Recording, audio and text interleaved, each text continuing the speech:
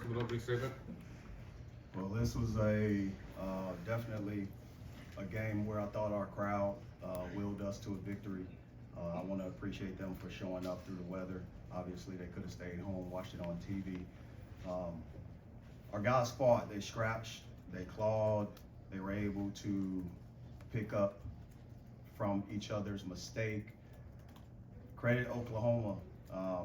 Porter Moser, a great coach. I've been knowing him for years, and being from Chicago as well. Then Ryan Humphrey, an assistant coach on that staff. He'll be a head coach one day, and he's a heck of a coach.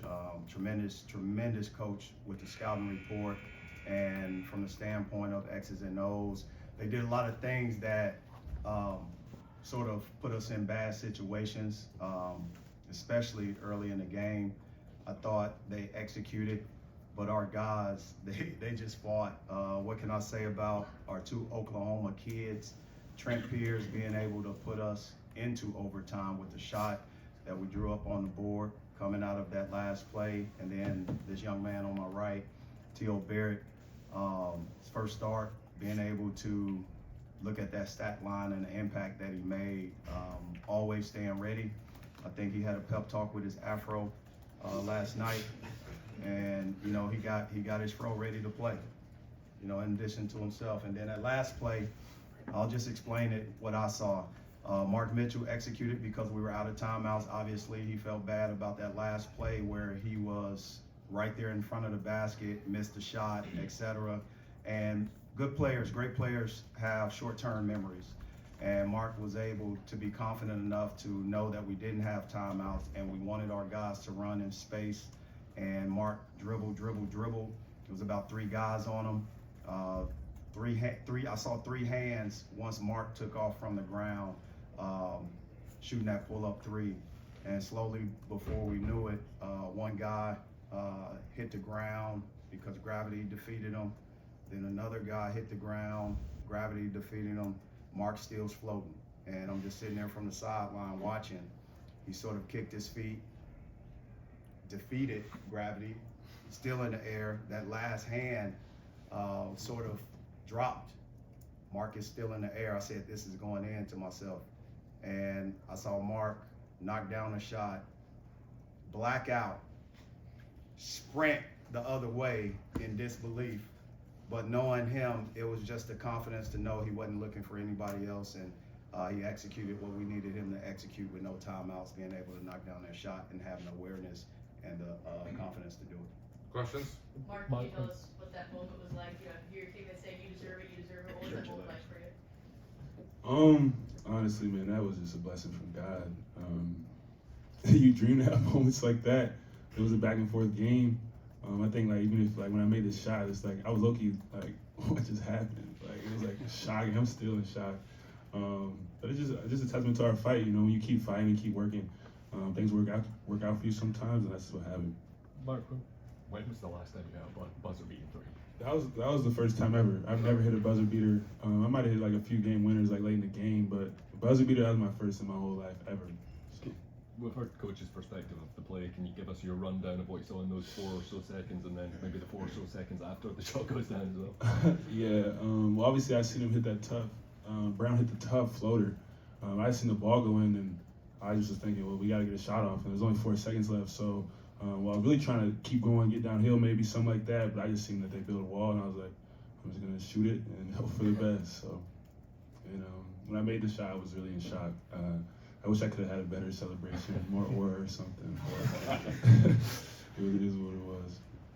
Mark, once you released it, did it feel good coming out of your hand? Honestly, I wasn't thinking about anything. I knew it wasn't off.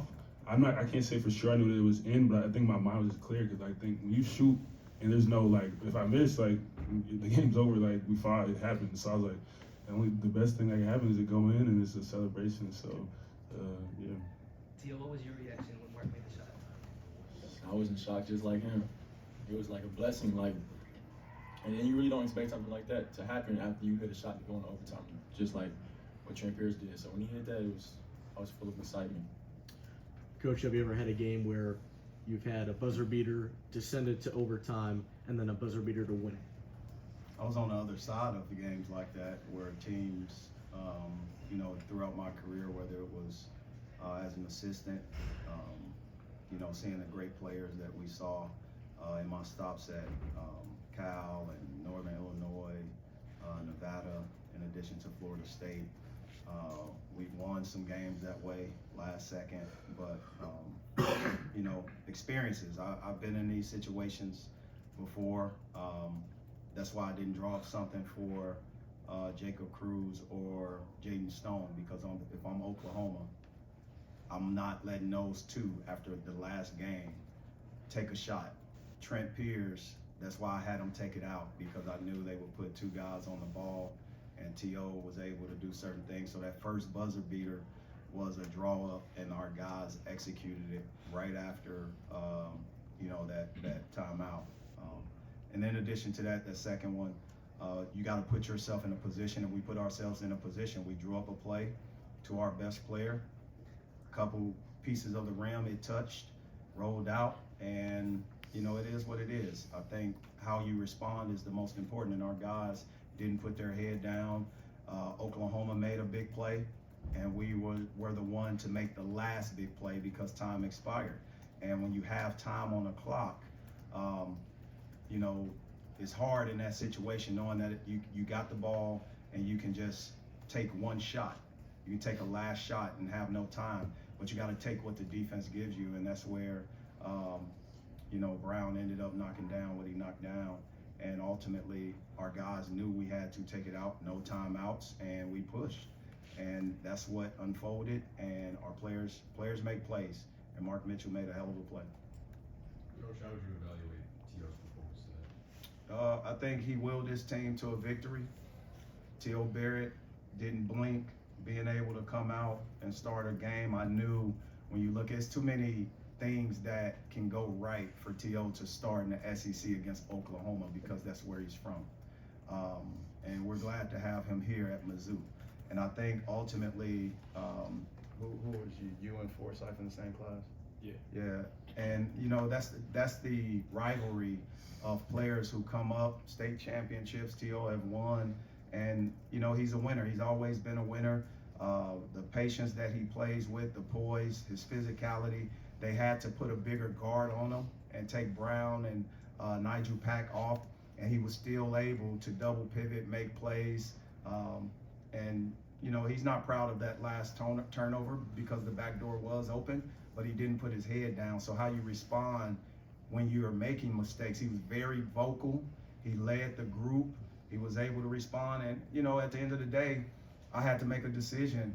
And Robinson, you know, was the best cheerleader on the sideline when his minutes didn't exceed T.O.'s, and there was no sulking, there was no issues with them. Ultimately, I had to make a decision as the head coach, and that's the decision that I made, and T.O. Barrett took advantage of it, and we won a game. T.O., same question. How would you evaluate your performance today, and how did it feel getting that first start? It felt good. Overall, my performance. Yep. I can say I'm proud of myself for how I played. I, of course, had some plays where I wish I could get back a few turnovers, just like that last turnover I had, not through the stone. But I just appreciate Coach for like not showing bad body language and still trusting me. Like I looked over and he was the same as he always is. So I just appreciate stuff like that to help me keep my confidence and keep us rolling. Yeah, what does it mean to have a guy like Ant that's still, you know, happy for your success and is on the bench just cheering you on in this kind of moment? It means the world. That's why we'd be a great team, because we got people that don't care about, you know, what happens. They want to see us win. And me and Ant off the court, on the court, we're like this. We're really tight. So stuff like that doesn't really affect our team. We love to see each other win. We put work in together. We grind together. So stuff like this doesn't really faze us as a team. Coach, I made the decision right when we were supposed to put the names in. T.O. never practiced with first team at all. He's never practiced on that side. And I announced it to the team at about, 8 minutes before game time. Ant Robinson wasn't informed, nobody was informed.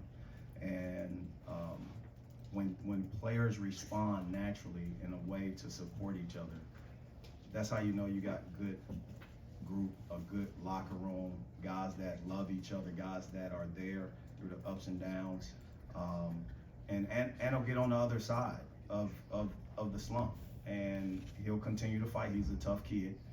I trust him. This is not about who I don't trust and who I trust more. No, I trust all our guys. And what I like and what I love is how our starters wrap their hands and arms around T.O. and push them through. I saw Mark Mitchell communicate a little bit more, but T.O. was very vocal, and he was more so leading everybody else. So it was quite natural for him to go out and do what he did.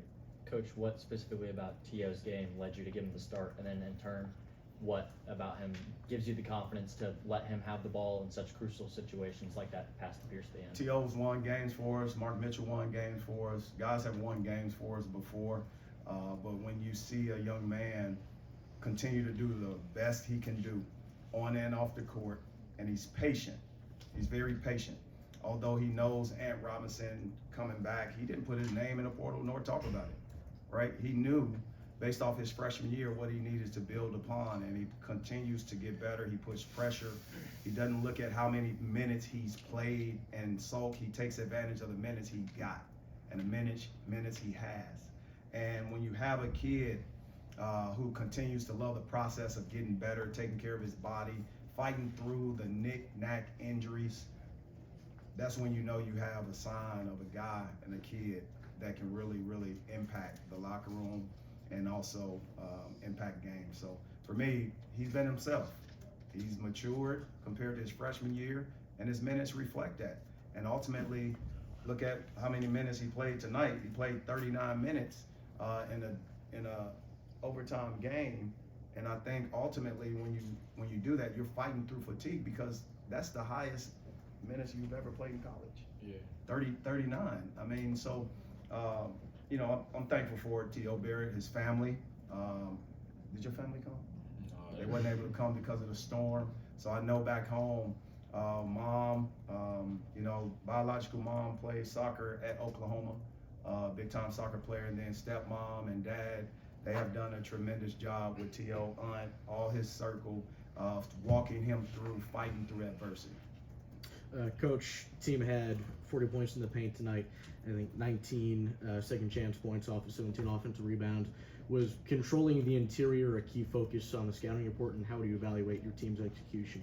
Yeah, we executed, and hats off to Oklahoma for knocking down the shots that they did in the first half. They shot a high percentage in that first half, and definitely guys made plays behind the 3-point line.